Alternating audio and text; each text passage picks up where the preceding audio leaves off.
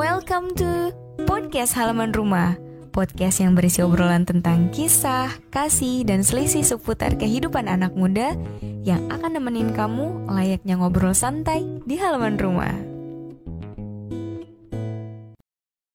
Oke, kembali lagi di Podcast Halaman Rumah dengan gue, Aisyri Hadatul. Wow, dengan wajah baru yang sebenarnya udah sekian lama nih Podcast Halaman Rumah gak gue isi, mungkin udah hampir setahun ya. Gue minta maaf dan sebelumnya minal aidin wal faizin. Taqabbalallahu minna wa minkum siyamana wa siyamakum. Mohon maaf lahir batin dari gue dan tim Podcast Halaman Rumah. Dan sekarang wajah baru gue alias status baru gue dengan sudah menikah. Ya, sudah memiliki suami dan kebetulan alhamdulillah banget nih suami gue ada di samping gue yang sebenarnya selama ini menjadi editor di Podcast Halaman Rumah sekaligus videografer juga di Podcast Halaman Rumah. Halo Pak Suami. Halo Ibu istri. Ibu istri ya. Pak Suami ini namanya siapa Pak Suami? Namanya biasanya disebut siapa sama kamu? Kalau aku biasanya manggilnya ini sih sayang. Sayang. Gitu. Yang lain dong, yang lain. Maksudnya buat ini namanya siapa? Halo, perkenalkan teman-teman. Saya Rocky Romansyah. Kali ini nemenin Istri podcast nih. Sebenarnya saya nggak terlalu bisa ngomong ya, tapi ini dipaksa nih untuk nemenin. Ayo dong temenin biar pada tahu mana suaminya. Gitu ya udah. Oke deh, siap. Enggak. Sebenarnya kita juga jadi kepikiran sih apa ya, PR ini ngomongin apa ya gitu ya, karena udah dari sekian lama gitu. Iya. Pas banget sekarang itu kan lagi viral tentang sebuah pernikahan gitu, apalagi di umuran aku gitu kan, di umuran kita nih, terutama di hampir seperempat abad, walaupun aku belum ya, tapi suami aku udah gitu kan. Ya lagi bimbang-bimbangnya untuk menentukan sebuah pernikahan, apalagi melihat sebuah perselingkuhan yang dimana itu tuh bikin kayaknya enggak deh, gue nggak mau nikah deh gitu kan. Nah sekarang aku nih pengen tahu nih gitu kan, menurut pendapat kamu, insight kamu deh tentang pernikahan itu kayak gimana misalnya, terus juga sebagai seorang laki-laki tuh mempersiapkannya gimana, apalagi untuk ibaratnya membidik ya, ini nih calon gue nih, ini kayaknya buat jodoh gue nih yang kayaknya gue nggak bakal salah pilih gitu. Oke deh, gimana nih Pak Su? Ya kalau dari aku ya, pernikahan itu jadi sebuah momen yang aku tunggu-tunggu banget, karena emang itu udah jadi list aku di tahun lalu berarti ya. Tahun lalu. Dan alhamdulillahnya itu tercapai sesuai dengan apa yang aku list. Emang pengen nikah di tahun sekian. Di umur sekian sama ya, sama istri aku yang hari ini nemenin podcast, yang alhamdulillah cerewet. Ya jadi pernikahan bagi aku adalah momen yang sangat aku tunggu banget, karena di dalam pernikahan ya kalau ngelihat senangnya banyak, ngelihat ruwetnya juga banyak, tergantung dari perspektif mana kita memandang, dan tetap harus objektif sih, karena nggak bisa nih kita kayak pengen banget sih nikah, pengen banget kayaknya kalau nikah bisa kayak gini seru. Tidak seindah di Instagram, nggak seindah Instagram dan ya tidak seindah sosial media tentunya, karena banyak hal-hal asam garam di dalamnya yang itu pasti belum kita tahu, belum kita bisa rasakan ketika udah nikahnya gitu. Melainkan ketika udah nikahnya, iya. Jadi yang harus disiapkan adalah tentu yang pertama, kalau menurut aku ya, kalau kalian yang pengen segera menikah, walaupun pernikahan kita masih seumur jagung, walaupun pernikahan kita juga seumur jagung ya, namanya juga kita sharing aja ya, ini dari aku. Menurut aku sih yang paling mendasar untuk disiapkan adalah ilmu. Jadi pernikahan, apalagi dalam hal ini kalau kalian agama Islam kan ya merupakan ibadah ya. Nah, landasan ibadah itu akan menjadi lebih kompleks atau lebih utama kalau kalian tahu ilmunya gitu.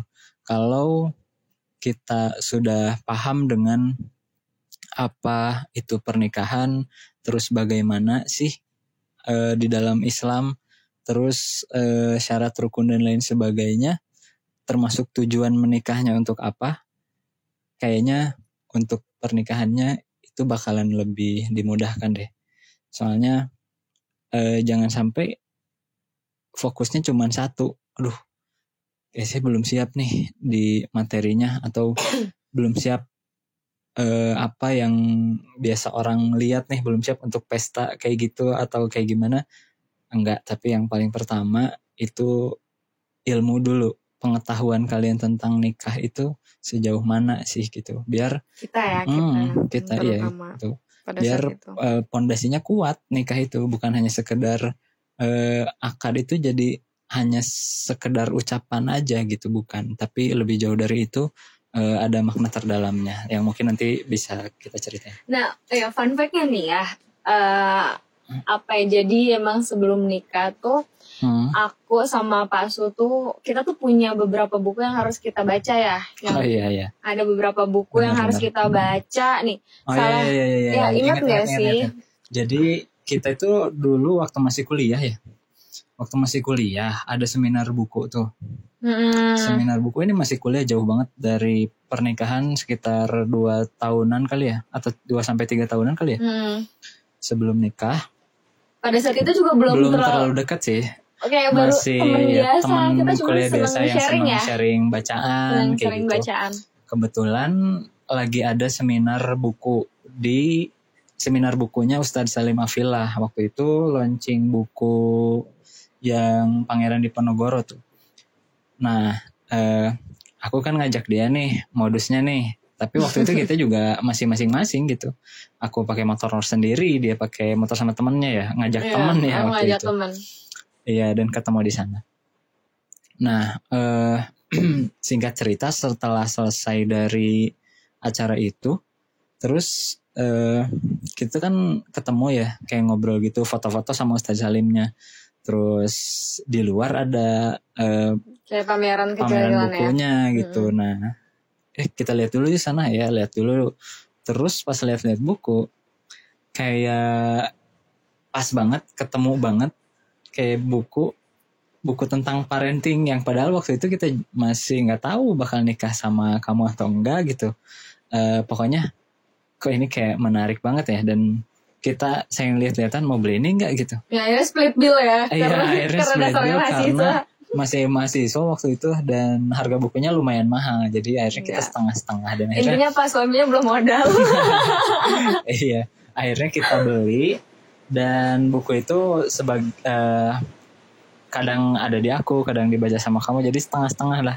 Yang pada akhirnya si buku itu jadi bekal atau harapan dan ya doa untuk kita juga ya. Sebenarnya waktu aku beli buku itu tuh ada dalam hati kayak gini, oke deh, kita beli buku parenting, yang semoga parenting ini berguna untuk rumah tangga kita. Ada kayak gitunya, padahal yang nggak terlalu nggak diucapin kenceng sih, tapi ada harapan itu. Ya kita beli aja dulu lah gitu, barangkali nanti jadi untuk pondasi bareng gitu. Dan sampai sekarang bukunya masih ada. Judulnya apa, inget nggak? Ingat dong. Apa? Prophetic Parenting. Iya betul, Prophetic Parenting ya, itu dari Proyum Media ya. Terus juga terus sebelum itu. Nah, terus setelah itu aku juga banyak baca buku-buku tentang nikah. Kalau versi Indonesianya, kalau secara hukum Islam atau fikihnya, atau bahkan secara pemikirannya kan apalagi kamu ya sering agak kurang setuju dengan pendapat tentang patriarki. Nah tentang patriarki. Nah karena kita yang sering baca, terus kebetulan aku dapat bukunya. Judul bukunya Istri Bukan Pembantu. Oh, menarik banget nih dari judulnya. Istri Bukan Pembantu. Nah, kayak dari judulnya aja kita tuh bisa berimajinasi bahwa buku ini dikarang di Indonesia untuk menyindir orang-orang Indonesia yang sebagian besar menjadikan istrinya tuh kayak seolah-olah pembantu gitu. Nah, aku tuh penasaran aja, pengen tahu apakah sebenarnya posisi wanita di dalam Islam tuh emang kayak gitu, atau sebenarnya nggak kayak gitu. Itu tuh adat budaya aja yang sudah turun-temurun dilakukan, yang padahal posisi wanita tuh nggak kayak gitu loh sebenarnya. Dan di buku ini terjawab sih. Iya betul, karya Ahmad Sarwat ya. Karya Ustadz Ahmad Sarwat LCMA. Nah itu aku juga pas bacanya setidaknya wah ini sih banyak juga sih jawaban-jawaban yang awalnya kayak kenapa sih perempuan kok kayaknya dipandangnya kayak gini gitu kan, banyak pertanyaan-pertanyaan mungkin kalau pada saat kita diskusikan ya sering gitu, dan akhirnya kamu juga sharing buku ini ke aku gitu. Ya mungkin next bisa sharing tentang isi bukunya kali ya. Iya, udah kayak gitu. Setelah itu aku mau nanya apa sih yang membuat kamu jadi kayak yakin sih sebenarnya pandangan seorang laki-laki terhadap wanita, misalnya kamu ini nih yang bisa dijadiin istri aku gitu. Ya, sejujurnya kalau ditanya tentang itu, jawaban aku tidak bisa memuaskan diriku sendiri karena itu nggak tahu lah, soal rasa ya.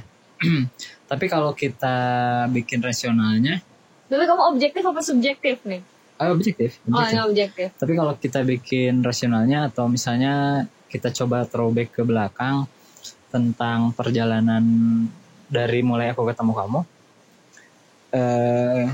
Jadi waktu itu lagi acara apa sih yang itu? Itu acara kalau kita mah kayak ospek jurusan. Ospek jurusan. Tapi sampai nginep. Nah, waktu itu kebetulan aku belum kenal kan sama belum kenal namanya kan? Aja belum tahu. Waktu itu kebetulan kamu tuh kayak dipaksa maju gitu ke depan untuk jadi presidium sidang kan. Nah, aku tuh kayak aku presidium berapa? Ketiga tahu. Oh iya, tahu. Videonya aja ada, aku masih Nah, aku tuh merhatiin kok ini cewek berani banget nih, satu-satunya cewek yang maju ke depan untuk jadi presidium sidang gitu. Dan di saat orang lain tuh pada nggak mau gitu untuk ke depan, karena kita juga pada mahasiswa baru semua gitu. Nah, entah kenapa kayak di situ ada kayak keretak gitu untuk wah siapa nih, nggak tahu ya, ada kayak gitu, nggak tahu tuh, itu nggak tahu dari mana ya. Pokoknya tiba-tiba ngelihat ini cewek tuh kayak menarik aja gitu. Menarik ya, bukan cantik, menarik. Iya. Nggak tahu, menarik tapi aja. Tapi menarik itu berarti bikin seorang pengen lihat lagi gitu kan. Iya. Kayak keberaniannya gitu, kayak berani ngomong di depan kayak gitu aja, keren aja gitu, menarik. Nah, awal mula ngelihatnya di situ. Nama belum tahu sampai beberapa bulan kemudian tahu nama karena kita ternyata satu organisasi di internal kelas ya. Kalau enggak internal kan kita nggak sekelas, internal angkatan. Internal angkatan ya? Ya, internal angkatan. Aku jadi, sebagai sekretaris. Aku sebagai apa ya waktu itu? Kamu kepala divisi Kominfo gitu lah ya. Iya, benar. Kayak Kominfo. Karena banyak ngumpul, masa dong nggak kenalan gitu, kenalan. Tapi aku belum kenal. Iya, emang belum kenal. Nggak kenalan kayak, kenalin nama saya, enggak kayak gitu. Cuman tahu dari sering disebut orang lain kayak gitu. Masih merhatiin, kayak masih menarik gitu, merhatiin walaupun tahu kamunya mah cuek banget. Dan nggak tahu, tapi kayak perasaan menarik itu kuat banget ada di aku gitu. Sampai-sampai aku selalu merhatiin, dan akhirnya dapat kontak kamu dari, aku tuh ngepoin sebenarnya Instagram. Gitu. Iya. ngepoin Instagram karena waktu scroll grup angkatan kan nyari nomor kamu tuh, nggak tahu kan namanya awalnya. Wih, aku nggak tahu nih cerita ini. Iya, Terus nggak tahu. Cuman tahu Riha Datul doang karena sering disebut-sebut Riha kan. Nah kebetulan di kontak WA kamu ada nama Rihanya kan, walaupun belum aku save waktu itu. Set, dapet nih. Masih ingat waktu foto profilnya itu yang gambar bunga merah kayak gitu. Nah terus di situ tuh ada @Aisyah Datul gitu, nama IG-nya lah pokoknya gitu. Ini kayaknya nih. Terus buka dulu IG-nya. Oh bener orang yang ini, save dong nomornya. Terus udah dari situ, nah mulai kalau ada kesempatan untuk chat pasti ngechat. Kalau ada kesempatan ngomen status pasti ngomen. Di Instagram juga kayak gitu.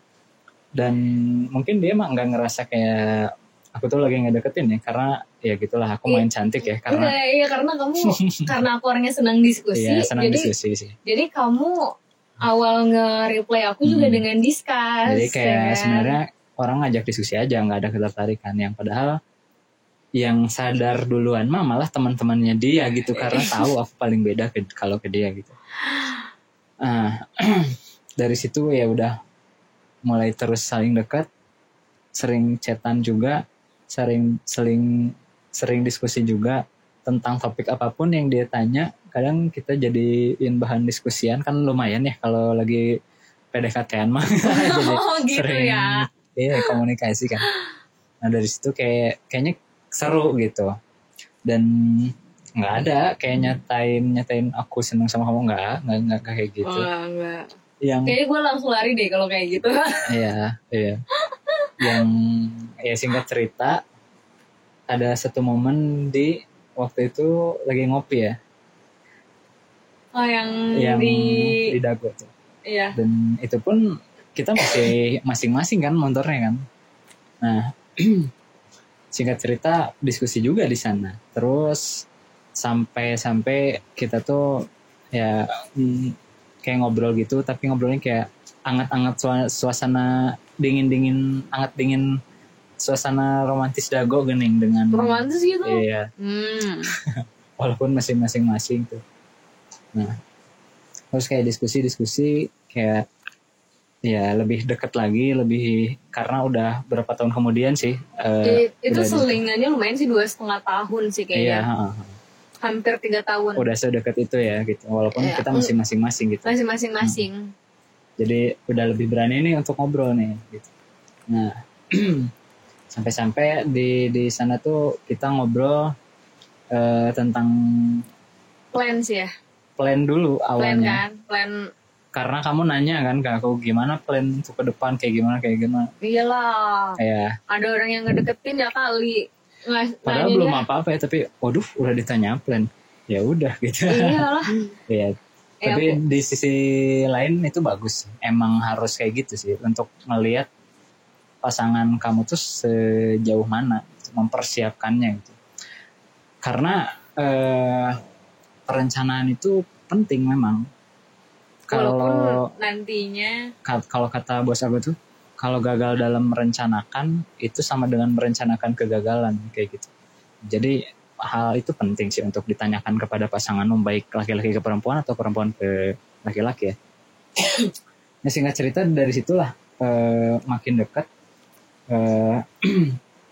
terus makin dekat sampai beberapa proyek juga kita bareng, kebetulan baik dari proyek jurusan juga ada yang pernah dikerjain bareng. Betul. Sampai proyek podcast ini gitu.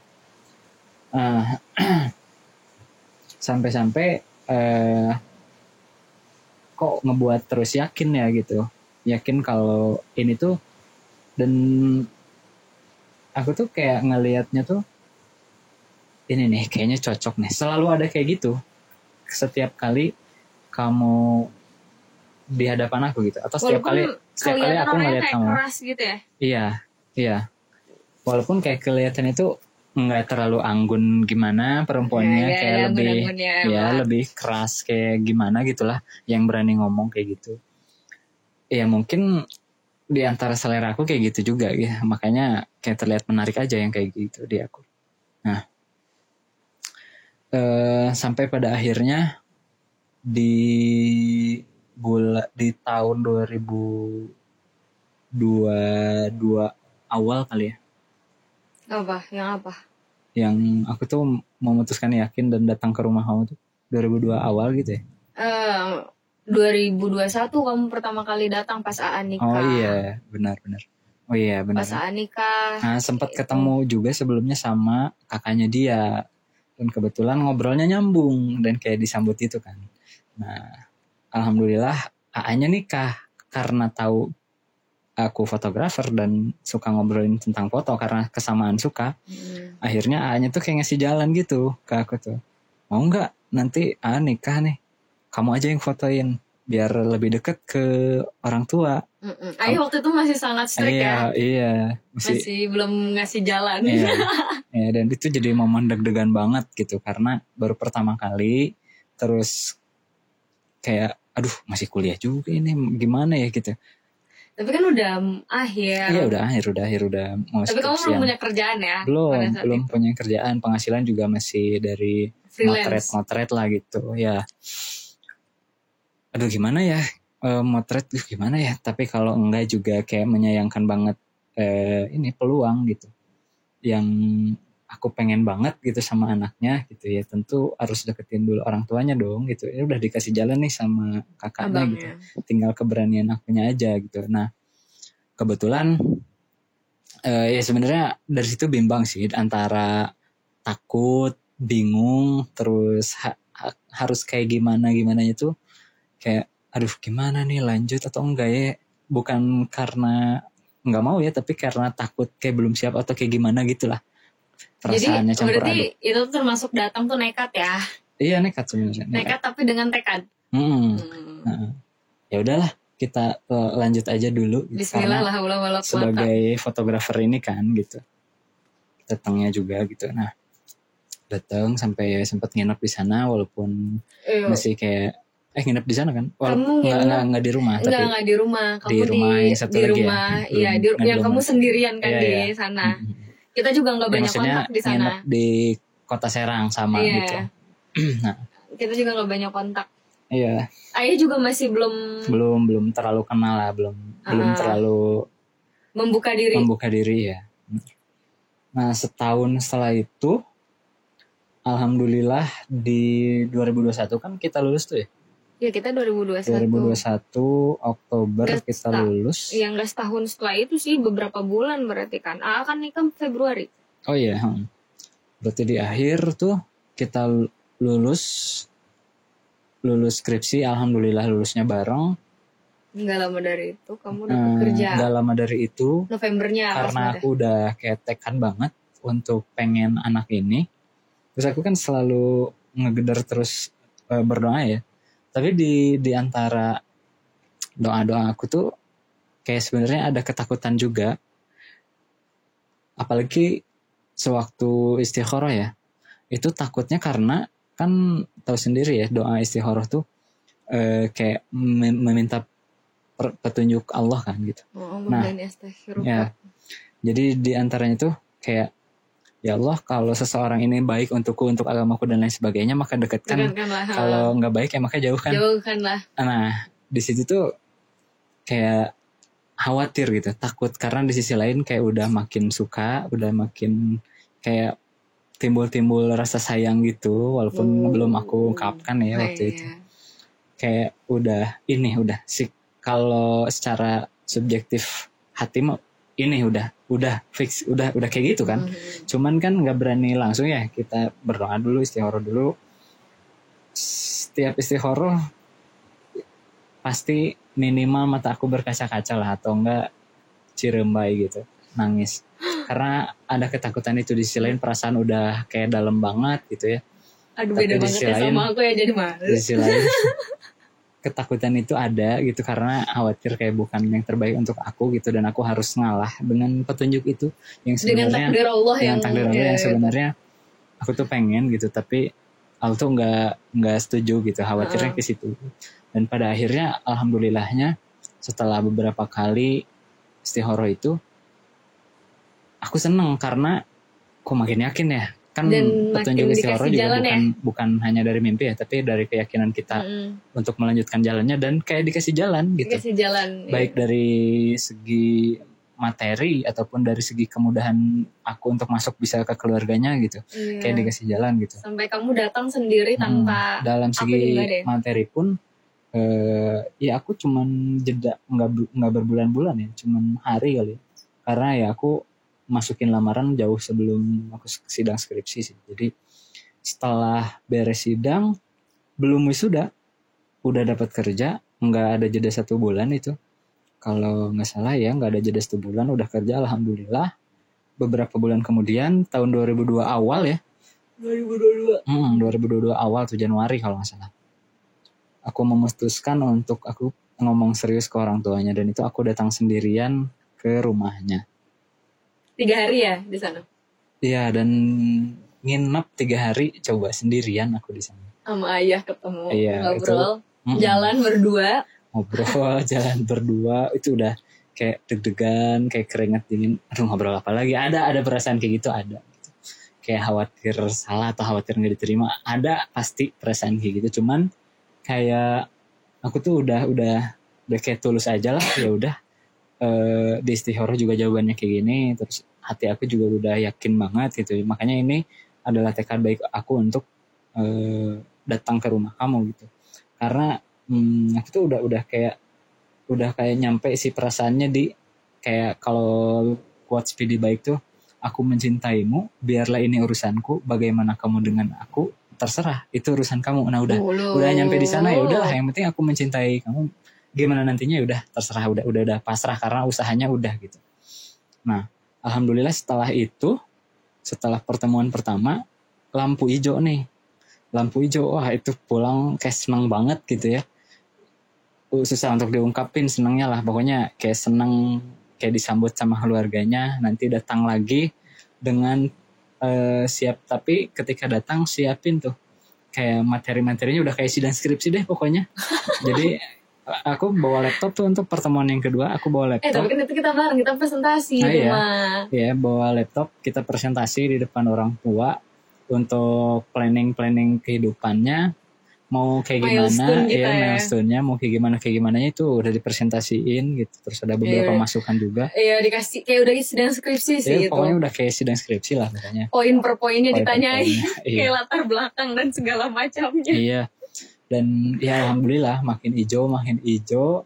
Yang singkat cerita, kita bisa nikah di 2 November lalu ya. 2 November. Ya, alhamdulillah. 2022. Gitu sih. 02/11/22. Kalau pertanyaan kamu yang membuat aku yakin, pertama perasaannya udah kokoh karena dari berbagai hal yang aku lewatin setelah beberapa kali memperhatikan kamu, ngobrol, diskusi atau dan lain sebagainya, kriterianya cocok atau sekufu gitu. Terus kalau ngukur ke parameter tungkihul mar'ah li arba'ahnya hadis yang kata Nabi itu, kalau perempuan dilihat dari 4 perkara kayaknya kamu tuh ada deh gitu. Oh Masya Allah. Kayak ngelihat itu, terus dari istihorohnya udah yakin ya, kenapa enggak gitu. Dari situ sih ngebuat lanjut. Coba jelasin sedikit dong tungkihul lil arba'ah. Arba'ah lil mar'ah itu kayak gimana? Maksudnya biar buat teman-teman semua juga kan di sini ada insight lah tentang hal itu. Jadi kan kata Rasul kalau milih wanita tuh umumnya dilihat dari 4 perkara kan. Dari kecantikannya, dari keturunannya, dari hartanya, dan dari agamanya. Tapi utamanya pilihlah yang baik dalam agamanya. Karena kalau yang baik dalam agamanya nanti bakalan bisa ikut baik nih ke semua ininya gitu. Nah, aku ngelihatnya karena orang ini tuh bisa diskusinya enak gitu. Diskusinya enak, bisa kita saling tukar pikiran, dan kalau ada info atau misalnya hal yang nggak tahu, nyari tahu, terus kita ngobrolin bareng. Dan itu penting sih, karena pada akhirnya di pernikahan itu nggak akan terlepas dari masalah komunikasi gitu, dari ngobrol. Kalau ngobrolnya udah bagus ya udah kesananya juga enak Insya gitu. Allah enak, betul sih. Kalau ngobrolnya bermasalah, nah itu coba gali dulu tuh masalahnya di mana, di kitanya atau di pasangannya, dan biasanya itu jadi jalan keluarnya gitu. I see. Terima kasih Pak Suami. Dan ini teman-teman mohon maaf ya Kayak kalau panjangan misalnya banget ya iya. jadi curhat ini nih, jadi Iya. cerita. Dan Ya sebenarnya nggak ini apa-apa lah. mohon maaf kalau misalnya rada-rada ada berisik ya, soalnya Kebetulan hujan. lagi hujan nih Lagi di hujan dan ini kota Bandung. asik banget ini sebenarnya, aduh. Dan aku tuh mau nanya, kan kamu tuh sering banget nih ngomong ke aku ya tentang kayak apa sih makna akad nikah, makna pernikahan. Aku tuh pengen dong kamu sharing juga tentang makna pernikahan dan akad nikah, terutama tentang misakon golizo tuh yang sering kamu jelasin atau nggak sering kamu ngomong ke aku. Iya, jadi penting juga sih untuk diketahui dan bahkan dijadikan landasan dasar untuk kita tuh menikah, biar si menikahnya tuh nggak asal ucap akad, tapi lebih jauh dari itu, akad tuh punya makna yang luar biasa gitu. Perihal akad di dalam Al-Quran itu disebut sebagai misakon golizo. Nah, misakon golizo di dalam Al-Quran itu disebut 3 kali. Dan 2 ayatnya menerangkan tentang keimanan, sedangkan yang satu lagi itu menjelaskan tentang akad nikah. Nah, ayat pertama adalah itu menjelaskan tentang perjanjian para nabi yang tergabung ke dalam ulul azmi untuk melaksanakan dakwah kepada manusia. Nah, sedangkan di ayat yang lainnya, misakon golizo digunakan untuk perjanjian kaum Yahudi untuk tidak melanggar larangan Allah tentang hari Sabat.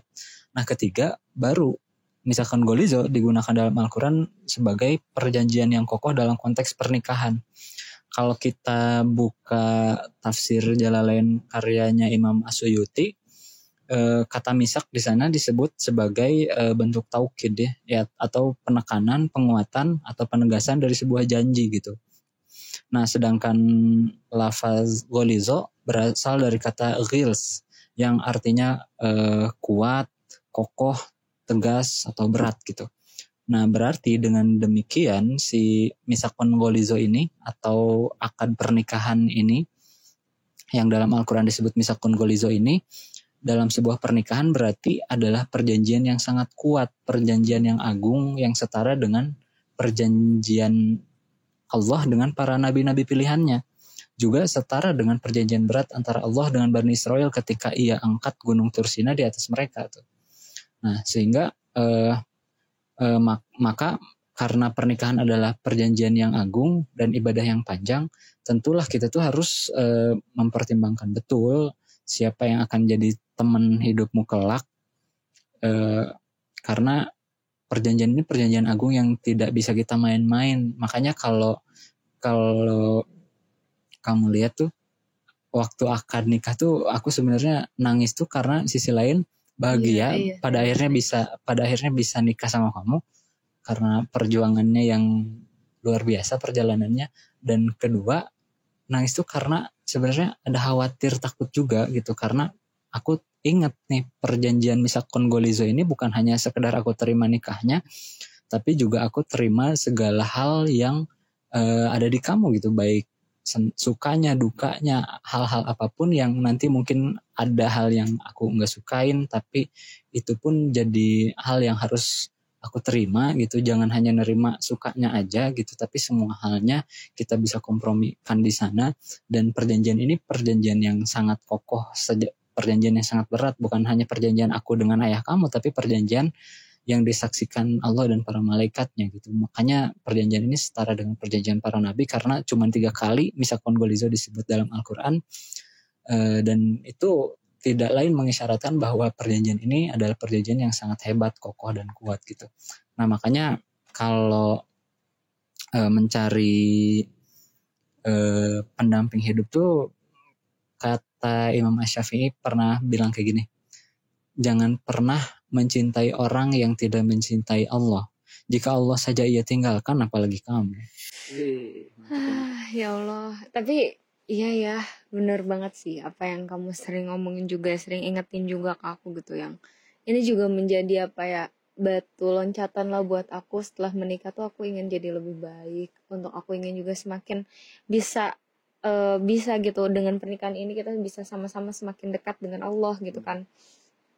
Dan ini juga yang ngebuat apa ya, andai semua orang ketika menikah itu paham dan sadar akan hal ini, mungkin dalam pernikahannya nggak akan dipermainkan gitu kan. Dan nggak akan ada yang namanya misalnya orang untuk, ya mungkin bosan dalam pernikahan wajar ya, bosan terhadap pasangan ya, namanya juga hidup. Dan rasa bosan mah nggak selalu dalam pernikahan, dalam hal apapun ya, benar banyak. Dalam hal apapun lah kita bosan manusiawi. Iya, tapi bukan berarti kita mengalihkannya dengan maksudnya kalau pada pasangan tuh mengalihkan dengan orang lain kepada orang lain. Betul. Tapi kan bisa kita alihkan dengan aktivitas, ya kan, maksudnya mungkin dengan cara komunikasi, apa yang membuat kita bosan, apa yang membuat kita tidak suka gitu kan terhadap pasangan gitu kan. Iya, yang makanya ingat dengan kalimat misalkan Goliza yang ada dalam Al-Quran ini, jadi seenggaknya jadi benteng untuk aku sih. Kalau misalnya ada hal yang menarik di luar sana, kemudian yang sekiranya dapat mengganggu pernikahan, aku ingat lagi dengan misalkan Goliza, aku tuh udah pernah perjanjian berat nih, perjanjiannya bukan dengan manusia tapi dengan Allah. Manusianya mungkin nggak tahu tapi Allahnya maha tahu gitu. Jadi selalu ada ketakutan itu kalau melakukan hal yang kayak melanggar pernikahan gitu. Tambahan lagi aku mau nanya. Tapi menurut kamu nih sebagai seorang laki-laki, yang ibaratnya kerja juga di luaran sana gitu kan, tapi nggak bisa dipikiri nggak sih gitu, untuk godaan terhadap wanita tuh ada? Nah, perihal itu gimana? Kita episode selanjutnya aja kali ya. Oh gitu, oke deh. Kayaknya gua istirahat tuh. Aku Rocky Romansyah. Dadah. Assalamualaikum warahmatullahi wabarakatuh.